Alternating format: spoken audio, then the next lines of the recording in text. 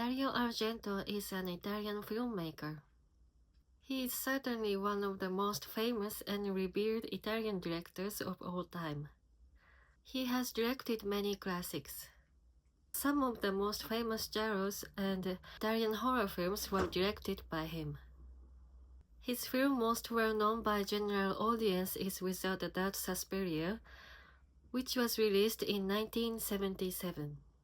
Personally, Argento is one of my favorite directors of all time, along with John Carpenter, Fulci, Wes Craven, Stuart Gordon, and George Romero.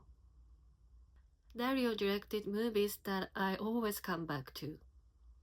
They have great rewatch value.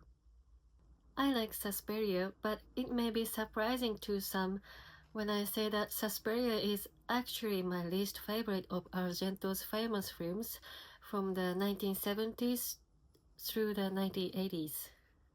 It is, of course, a beautiful film that inspired numerous other filmmakers, even though horror directors like Wes Anderson were clearly influenced by Suspiria's cinematography. But I don't find myself reviewing the film nearly as much as I revisit Dario Argento's other film. I think this is because I prefer his films to have more plot, which is something Suspiria does not have much of. But I realize that is what some people love about the film. It doesn't have much of a script and feels more like Nightmare than anything, which is very similar to Argento's Inferno. For many people, this will be a plus. They like strange, dreamlike atmosphere of it. But for me, the movie is not as engaging as, for instance, Tenebrae and Deep Red.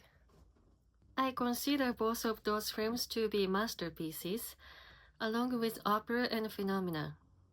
I also like Dario's earlier works, like Cats of Nine Tails. I think that's a very fun genre. I think my top 4 Argento's movies are Tenebrae, Deep Red, Opera, and Phenomena. I also like Sleepless from the early 2000s, but that is not one of my favorite. I prefer the visual look of his 70s and 80s films to the sleek newer look. One of the things I found more intriguing about those films when I compared to Suspiria are the characters, especially the lead characters. David Hemmings is very interesting as the main character in Deep Red. You cannot help but feel nervous for him and like you are along with him for the journey as he figures out the mystery. Jennifer Connelly plays a very mysterious and interesting lead in Phenomena with her power over insects. And Tenebrae has a whole host of many interesting characters, along with very shocking twists and turns. I think it's the most engaging film. Betty from Opera is also a very strong main character. Like I said before, Suspiria is much more about atmosphere and nightmare-like mood versus the story. I think it succeeds an example of a nightmare, but I prefer his more story-driven works. I simply find myself rewatching them much more than I rewatched Suspiria. I have watched Suspiria 3 times, but I've watched Tenebrae, Deep Red, Opera at least 10 times each. One movie I do love that has similar nightmare atmosphere like Suspiria is Demons, a 1985 masterpiece. And in my opinion, the greatest Italian horror movie ever made. Or at least the most fun. I have watched that movie at least about 15 times and it never gets old. I can put it on anytime and be entertained. It is such a great movie, and even though it has a simple story, I think it's endlessly entertaining. But let's talk about things I do like or even love about Suspiria. I mentioned the colors before. They are beautiful. The film is filled with reds, greens, and blues. I would love to see what the set looked like and how they lit the movie. It must have been pretty complex. It really is a gorgeous film and very unique to look at. And of course, there is the musical score. Without a doubt, one of Goblin's greatest pieces. The theme is so creepy, and I love hearing Claudio Simonetti singing the raspy melody and lyrics. It might be my favorite Goblin musical piece, but I'm not sure because Goblin made so many masterpieces. I also like the setting of the movie, a private dance academy. It is similar to how Phenomena took place at private boarding school. I think the scenes of Susie and other characters exploring the hallways are very effective and creepy. Especially the scene when a character falls into the pit of many razor-sharp tangle wires. I felt her pain when I watched that scene. I also like the effects. The creepy, glowing yellow eyes, the gore, the makeup of zombie girl, at the end who comes charging at Susie holding the blade. These things are very creepy things in the movie. I think the casting was also great. I like the tall, quiet man who brings Susie's her wine and food each night. And I like the blind man with his German Shepherd dog.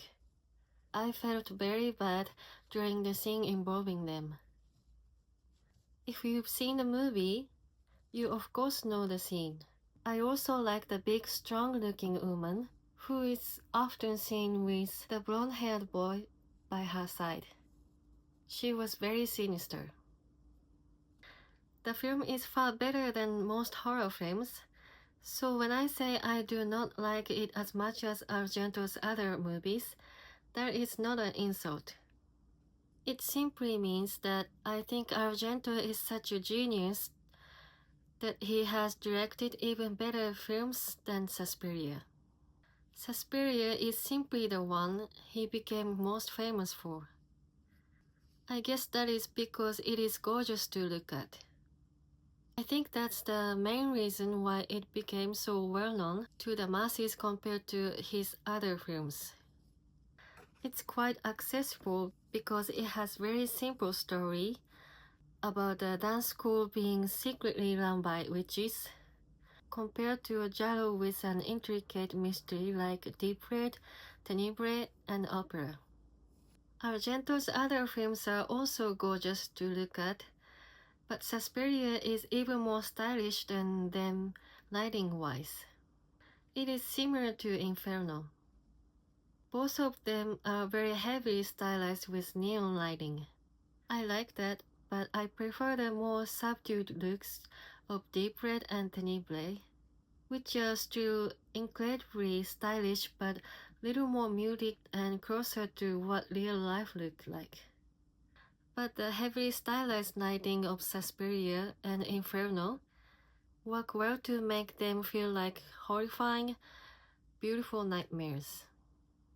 I like the beginning of the movie with Susie arriving at the airport. The music begins playing and you know what something is off. Something is not right. This feels like a dream, and a very frightening dream at that. The electric doors open and wind blows, and the rain pours heavily from the night sky. Even taxi driver seems strange and unfriendly. And as Susie in the backseat of taxi approaches the school, we know something is very wrong when we see the shot of dark, surreal-looking forest. Then there is the shot not long after of the screaming woman fleeing through the forest, and it's a very effective, frightening shot. It makes you feel disoriented because it doesn't look quite real. There is a strange quality to the cinematography here that looks like something out of dark, nightmarish fairy tale. And I love that. And all of this plays out as Goblin's eerie themes play throughout the movie. It adds another layer of fear. Hearing those simple but very strange musical notes playing all throughout the film, along with Claudio Simonetti's glowing, echoing voice as he says, "witches." I think the movie has a very mystical quality to it. It feels like a child's nightmare come to life. I think a lot of Dario Argento's films have dreamlike qualities, such as Tenebrae, Phenomena, and Inferno, but Suspiria and Inferno take them to the next level. They are not so much plot-based as they are atmosphere-based. I remember watching a video of great director William Friedkin talking about Argento. He was a big fan of Argento, and he said something along the lines of how it doesn't matter that Argento films sometimes don't seem to make sense. What matters is the mood, the atmosphere. I think Argento and Fulci are two very different filmmakers who both share the same strengths for creating atmosphere in their movies, which is something that many directors today are lacking. The atmosphere in Fulci film is very different than the atmosphere in Argento film. But when you watch the films, they feel very distinct. They each have very unique way of showing the world in their movies. A lot of this, I'm sure, is because of the great cinematographers they used as well. Today, there are some visionary directors like this who are able to create a great sense of mood, but in my opinion, none of them are as good as Argento, Fulci, and John Carpenter. I think that David Cronenberg is another example of a director who has a very unique sense of atmosphere. When you watch any of his films from the 1970s and 1980s, they feel very distinct. You can tell that they are Cronenberg films just from the cinematography and mood alone. An example of modern director with distinct style is Wes Anderson. Of course, he's not a horror director by any means, but watch 2 seconds of any of his films and you can immediately tell it is a Wes Anderson film. I think this is one of Argento's greatest strengths, and Suspiria is a prime example of that. His atmosphere is very distinct. And while Suspiria is not one of my favorite Argento movies because I don't find as engaging as his other films from the 1970s and 1980s, I still think it is a very unique and beautiful film. Dario Argento is and will always be a legend. And I will never get tired of watching his masterpieces over and over.